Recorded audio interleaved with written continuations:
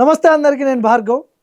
So ప్రస్తుతం తెలంగాణ రాజకీయాల్లో కొండా సురేఖని తప్పిస్తారా లేదా, వేటు పడుతుందా, ఉంచుతారా?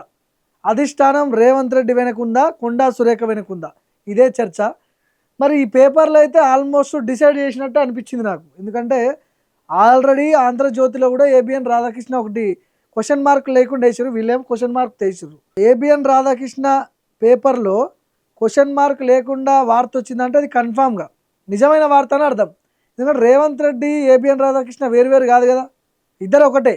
సో కాబట్టి ఇక్కడ ఒకసారి చూసుకోవచ్చు, క్యాబినెట్ నుంచి అవుట్ కొండాతో పాటు మరో ఇద్దరు మంత్రులు సైతం. సరే, కొండా సురేఖ మీద అయితే గత కొన్ని రోజుల నుంచి చర్చ జరుగుతుంది కాబట్టి ఇక ఆమె రేవంత్ రెడ్డి మీద వాళ్ళ కూతురు చేసిన వ్యాఖ్యలు ఇవన్నీ బేరేజ్ చేసుకుంటే సరే, కొండా సురేఖను తప్పిస్తే అదొక లెక్క అనుకుందాం. మొత్తానికి వేమనరేందర్ రెడ్డి వేసిన స్కెచ్ ఫలించింది. కొండా సురేఖని మంత్రివర్గం నుంచి తప్పించడానికే తీవ్రమైన ప్రయత్నాలు జరిగినాయి. ఆల్మోస్ట్గా ఆమె మంత్రి పదవి పోయినట్టే. ఎందుకంటే నిన్న రేవంత్ రెడ్డి ప్రెస్ మీట్ అయిపోయిన తర్వాత దేవాదాయ శాఖ మంత్రికి తెలియకుండా, కొండా సురేఖకి తెలియకుండా డెప్యుటేషన్ మీద కొంతమంది అధికారులని ఇచ్చేస్తారు. మరి కనీసం మంత్రికి చెప్పాల్సిన అవసరం ఉంది కదా. అంటే దీన్ని బట్టి ఏమర్థం చేసుకోవాలి, ఇండికేషన్స్ ఏంటంటే ఇక నీకు ఈ మంత్రి శాఖ మీద నీకు పట్టు లేదు, నీ అంతటా నువ్వు రాజీనామా చేసిపోతే బాగుంటుంది అని చెప్పి రేవంత్ రెడ్డి ఇండికేషన్స్ ఇస్తున్నాడు. కొండా సురేఖ ఏం ఆలోచిస్తుంది, మీ అంతటా మీరు బర్తరఫ్ చేస్తే నేను రాజీనామా చేస్తా అని చెప్పి ఆమె కూర్చున్నది.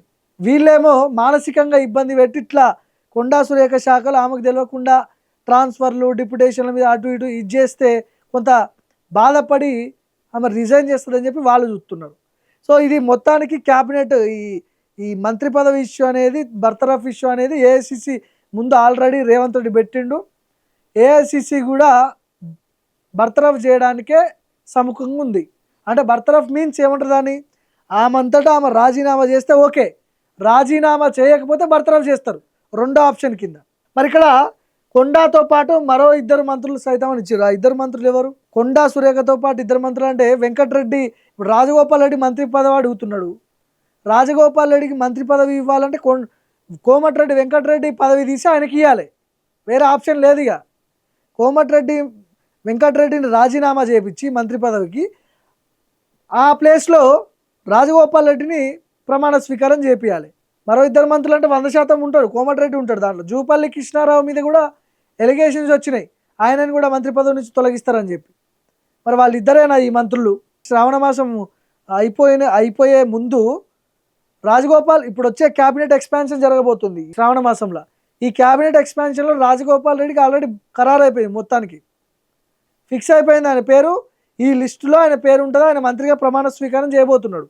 సో మరి జూపల్లి కృష్ణారావును కూడా తీసేస్తారనే ఇది వస్తుంది కాబట్టి ఆ ఇద్దరు మంత్రులు వీళ్ళేనా అనే ఆలోచనలు అయితే పుట్టుకొస్తున్నాయి. కొండా సురేఖను అయితే 100% తీసేస్తారు, దాంట్లో డౌటే లేదు. ఆల్రెడీ అందరు ఫిక్స్ అయిపోయారు. రేవంత్ రెడ్డి అయితే ఇక దాన్ని పర్సనల్గా తీసుకున్నాడు. చూద్దాం ఏమవుతుందో.